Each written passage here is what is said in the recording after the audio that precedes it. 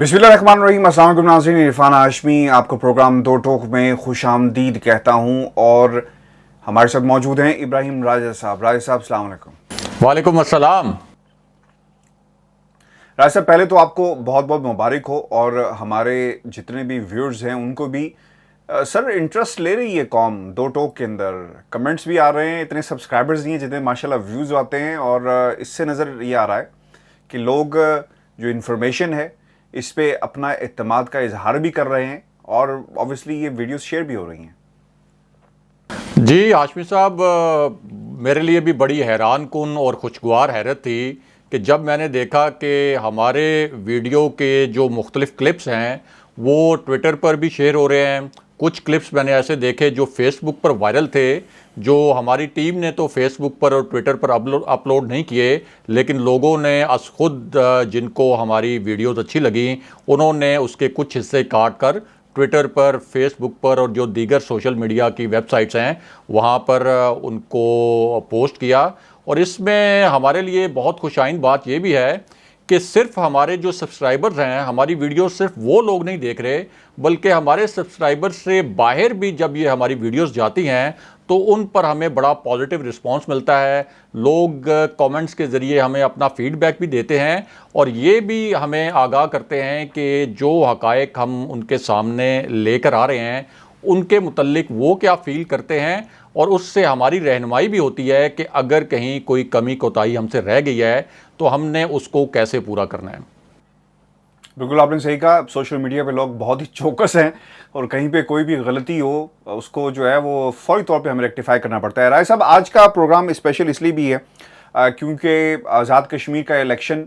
होने जा रहा है 25 को। बहुत इंपॉर्टेंट इसलिए भी समझा जा रहा है क्योंकि हुकूमत वफाक में पाकिस्तान तहरीक इंसाफ की है और दूसरी तरफ अपोजिशन जमातें कोशिश में रही कि किसी तरह मुख्तलिफ बाई इलेक्शंस के अंदर हुकूमत को टफ टाइम दिया जाए, हराया जाए। गिलगित बल्तिस्तान में जो कुछ हुआ हमने देखा, किस तरह बुलंद बांग दावे किए गए, पीपल्स पार्टी भी गई, नून लीग भी गई, लेकिन रिजल्ट्स कुछ और रहे। इसी तरह कश्मीर का इलेक्शन भी नज़रें लगी हुई हैं और बयानबाजी चल रही है और बयानबाजी घरों तक पहुंच गई है और पर्सनल अटैक्स भी हो रहे हैं। इलेक्शन सर,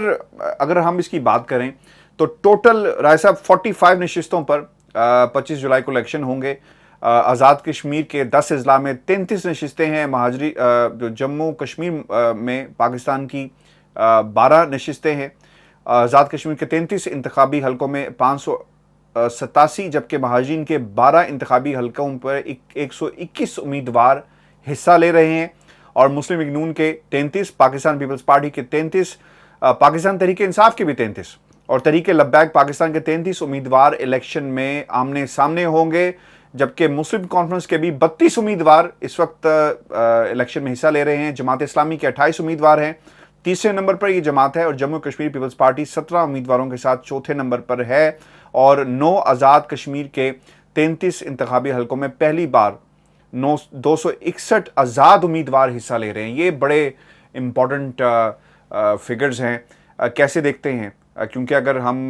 पाकिस्तान के 12 इंतखाबी हलकों की बात करें जो महाजरीन के हवाले से हैं, मुस्लिम लीग नून के 11, पाकिस्तान पीपल्स पार्टी के 11, पाकिस्तान तहरीक इंसाफ के 12 और मुस्लिम कॉन्फ्रेंस के 10 और तहरीक लब्बैक पाकिस्तान के 7 उम्मीदवार मैदान में होंगे। कौन सी जमात इलेक्शन जीतेगी, ये बुनियादी सवाल है। किस जमात को आप मजबूत देख रहे हैं?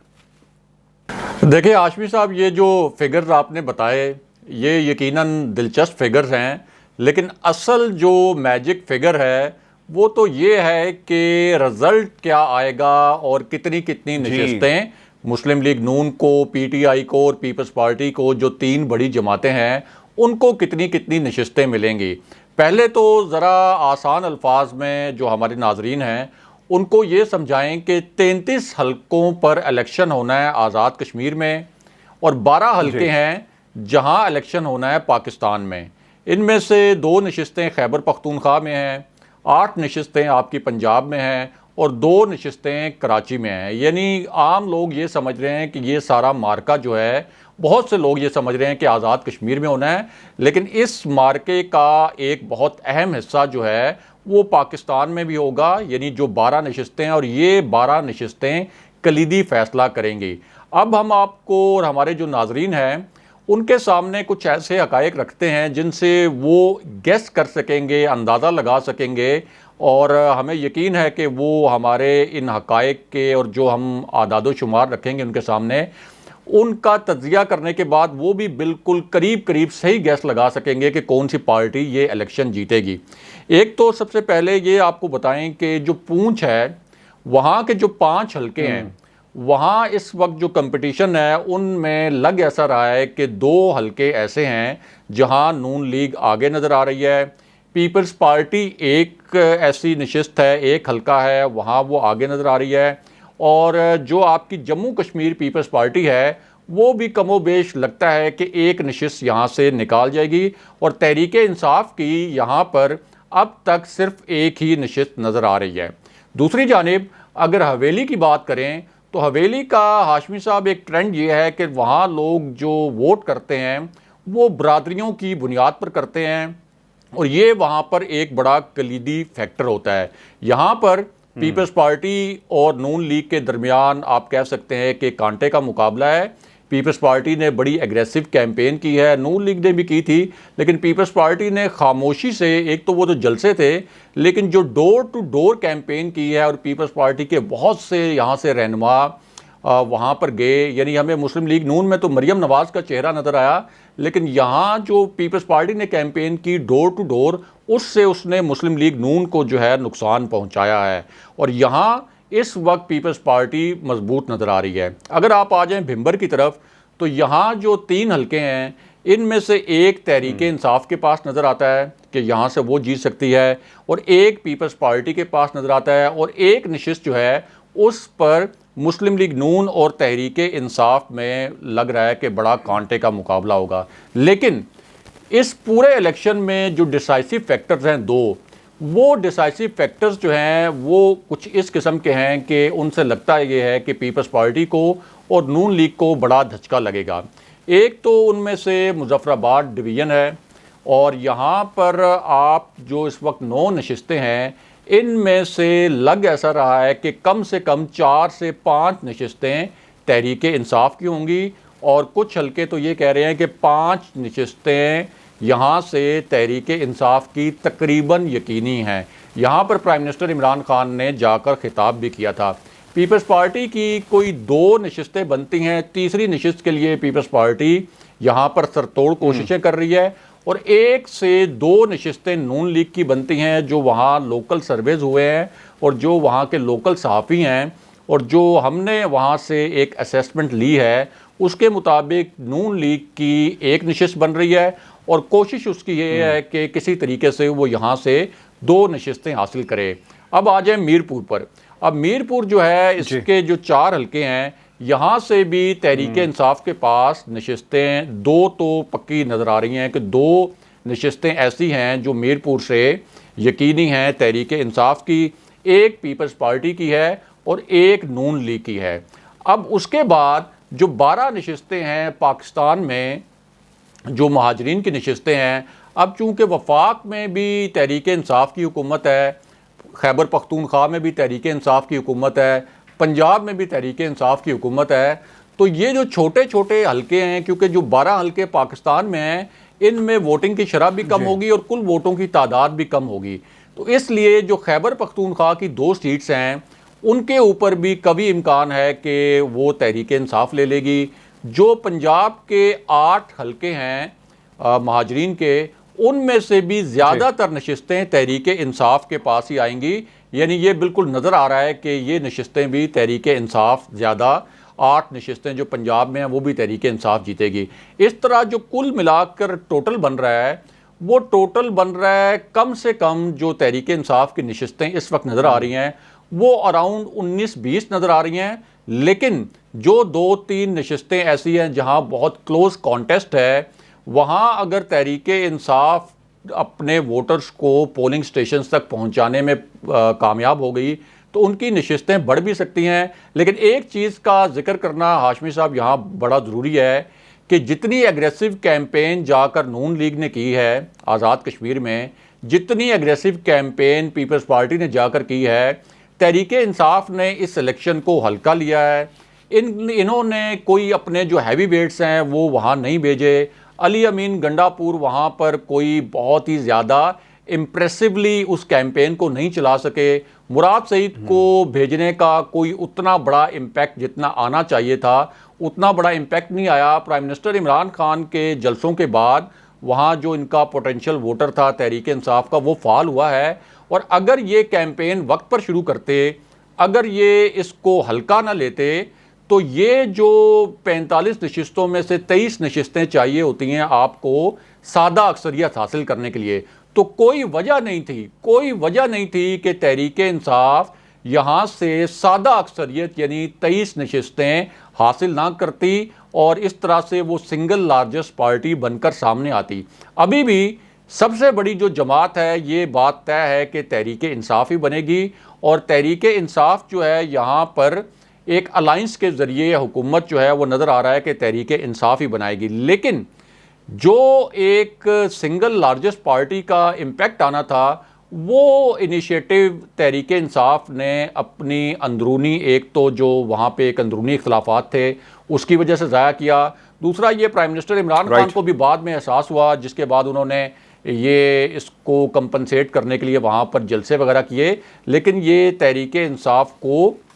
اور ان کی جو قیادت ہے ان کو یہ سوچنا پڑے گا کہ اس طرح سے کسی بھی الیکشن کو ہلکا نہیں لیا جا سکتا جس طرح سے پاکستان میں ضمنی الیکشن کو انہوں نے ہلکا لیا تھا. اب یہاں پر ایک جو فیکٹر اہم ہے وہ یہ ہے کہ مسلم کانفرنس جو ہے اس کی بھی کوئی 2 نشستیں نظر آ رہی ہیں, اسی طرح جموں کشمیر پیپلز پارٹی کی کوئی 1 نشست نظر آ رہی ہے. تو الائنس جو ہے اس کے ذریعے لگ یہ رہا ہے کہ تحریک انصاف یہاں حکومت بنائے گی, اگرچہ اس کے پاس بڑا اچھا موقع تھا کہ وہ سنگل لارجسٹ پارٹی بن جاتی. ابھی بھی اگر وہ اپنے پوٹینشیل ووٹر لے گئے پولنگ سٹیشن تک تو وہ یہ جو 23 کا ایک میجک فگر ہے, شاید 23 تو نہیں لیکن اس کے کہیں قریب پہنچ سکتی ہے. بہت موقع ضائع کیا تحریک انصاف نے, گولڈن اپرچونٹی ضائع کی کہ یہاں پر اگر وہ وقت پہ کیمپین کرتے تو اس سے بھی اچھے نتائج لے سکتے تھے. راز صاحب یہ تو خیر آپ نے بات کی کشمیر کے الیکشن کے حوالے سے 25 کو نتیجہ ہوگا وہ ڈیفینیٹلی دودھ کا دودھ پانی کا پانی ہو جائے گا, اور اگر پرفارم کرے گی یا آخری دنوں کے اندر پاکستان تحریک انصاف تو اوبیسلی ریزلٹس ڈیفرنٹ ہو سکتے ہیں, لیکن ایسا نظر نہیں آتا. یہ تھوڑے ویک ہیں الیکشن کے معاملے میں, اور تیاری پاکستان تحریک انصاف کی اس طرح کی نہیں ہوتی جس طرح کی باقی جماعتوں کی رہی ہے. اور ویورز آپ کو بھی بتا دیں کہ 25 کی رات کو انشاءاللہ شاہین صباحی صاحب بھی ہمارے ساتھ ہوں گے. کچھ مصروفیت کی بنا پہ یہ پروگرام ریگولر نہیں ہو رہا تھا, لیکن الیکشن نائٹ پہ وہ ہمارے ساتھ ہوں گے اور اپنا تجزیہ آپ کے سامنے رکھیں گے. راز صاحب دوسری ایک بہت اہم خبر ہے, آپ نے یہ جو ایپیسوڈ چل رہی تھی the clash of the titans, clash of Abid Sher Ali with شایان علی, وہ آپ نے دیکھا, اور اس کا آہستہ آہستہ ڈراپ سی نہیں ہو رہا, چیزیں بڑھ رہی ہیں. شایان علی صاحب چیلنج پہ چیلنج کر رہے ہیں, اور اب تو شایان علی نے یہ بھی کہہ دیا کہ پاکستان چلیں عابد شیر علی صاحب اور وہاں پہ مناظرہ کرتے ہیں. خیر اس پر ہم اپنے کسی اور پروگرام میں تفصیلات رکھیں گے, لیکن جو سب سے امپورٹنٹ ڈیولپمنٹ راز صاحب یہاں پہ ہوئی ہے, اور اس خبر کو پاکستان کے مین میڈیا نے نہیں اٹھایا, برطانیہ نے ایسے عناصر جو کرپشن میں ملوث ہیں ان عناصر کے خلاف مزید سینکشنز لانے کے حوالے سے اعلان بھی کیا گیا, اور کارروائی شروع ہو گئی ہے. دنیا کے 5 ممالک ایسے ہیں, 4 ممالک ایسے ہیں اور 5 افراد ایسے ہیں جن کے خلاف یہ کام ہوا ہے, اور پیسہ لوٹا گیا, اپنے اکاؤنٹس میں بھرا گیا. دنیا کے علاقوں میں مختلف ممالک کے اندر مینشنز خریدے جاتے ہیں, اور عوام کے غریب عوام کا پیسہ جو ہے انہوں نے اپنے اکاؤنٹس تک پہنچایا ہے. وہی حالات ہیں جو پاکستان میں ہوتے ہیں. صرف فرق یہ تھا, ایسا بھی بڑا امپورٹنٹ ہے, فرق صرف یہ ہے کہ ان ممالک کے اندر کرپشن ثابت ہوئی, سزا ہوئی, اور پھر اس بنیاد کے اوپر برطانیہ کی حکومت یہ کر رہی ہے. میں یہ چاہوں گا کہ آپ اس پر اپنا تجزیہ بھی رکھیں, چونکہ جب امریکہ کی طرف سے ایسے اقدامات اٹھائے جاتے ہیں, پریس ریلیزز جاری ہوتی ہیں, اعلانات کیے جاتے ہیں, فورن سیکرٹری نے یہ اعلان کیا ہے, تو ہماری پاکستانیوں کا جو سیاستدانوں کے قریب ہیں, جو نہیں ہیں, جو مخالفین ہیں, وہ یہ ضرور سوچتے ہیں کہ نواز شریف صاحب کب واپس آئیں گے, اور برطانیہ جو سیف ہیونز ہے ایسے لوگوں کے لیے کب سوچے گی, اور یہ مساوی جو سلوک کیا جاتا ہے یہ کب ہوگا. کیونکہ FATF سیف ہیونز کا ہم پہ تو الزام لگا دیا جاتا ہے, لیکن ان کے خلاف کارروائی نہیں ہوتی. آپ کا سر ہم کمنٹ لیں گے, اور میں آپ کو آپ کے کمنٹ پہ جانے سے پہلے یہ بھی بتا دوں کہ اتنی بے رحمی کے ساتھ ان ملکوں میں لوٹا گیا رہا ہے صاحب, کرپشن کے ذریعے پیسہ بنایا گیا کہ ایک شخص نے مائیکل جیکسن کا ایک گلو خریدا $2,75,000 میں. Can you believe this? اور پرائیویٹ جیٹس بنائے, آپ کو یاد ہوگا 1987 کی ایک سیریز تھی، کانسرٹس کیے مائیکل جیکسن نے، 13 ملکوں کا ٹور تھا، 17 ہفتے یہ مہینے یہ جاری رہا، 4.14 ملین لوگوں نے اس کو اٹینڈ کیا، Guinness book of world record میں گیا۔ مائیکل جیکسن جب بھی کہیں جاتا تھا تو اس کے ہاتھ میں گلوز ہیں جو اس کی پرفارمنسز ہیں، تو وہ یہ گلو خریدا گیا، عوام کے منہ سے پیسہ، روٹی چھین کر یہ پیسہ کھینچا گیا، اور حالات یہ ہیں ہمارے سیاستدانوں کے، دنیا کے جو مختلف بڑے بڑے سیاستدان ہیں۔ تو کیا کہیں گے یہ جو اعلان کیا گیا ہے نواز شریف کے تناظر میں، آپ کیسے دیکھتے ہیں؟ دیکھیں، پہلے تو یہ جو آپ نے گلوز والی بات کی کہ گلوز کو خریدا گیا بڑا مہنگا، یعنی عام ویور کے لیے ہم استعمال کرتے ہیں لفظ کے دستانے جو ہیں وہ بڑے مہنگے خریدے گئے۔ تو میرا تو خیال ہے کہ جو میاں نواز شریف کے دستانے ہیں،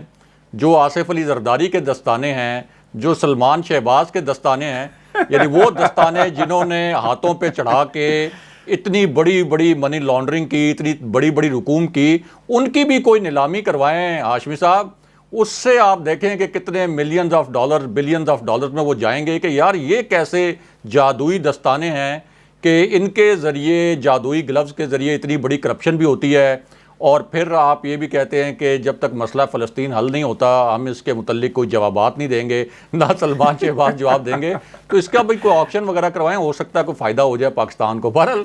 coming back to the your point کہ دیکھیں میاں نواز شریف، یہ جو آپ نے کہا ہے کہ وہاں پہ کرپشن کے حوالے سے ایک کارروائی ہوئی اور شاید پروبیبلی وہ جو لوٹی ہوئی دولت تھی وہ بھی متعلقہ ملکوں کو واپس مل جائے، لیکن ہمارے ساتھ بڑا ہی خصوصی سلوک ہوتا ہے، اور اس خصوصی سلوک کی وجہ یہ ہے کہ میاں نواز شریف کو انہوں نے ایک اپنا سیاسی عنصر کے طور پر بھی اس پورے کیس کو دیکھا ہے۔ انہوں نے یہ بھی دیکھا ہے کہ اچھا میاں نواز شریف جو ہیں وہ پہلے 3 دفعہ پرائم منسٹر رہے ہیں پاکستان کے، پروبیبلی ہو سکتا ہے کہ ان کی ایک جو موروثی سیاست ہے کہ ان کے خاندان میں سے کوئی اور شخص بھی کبھی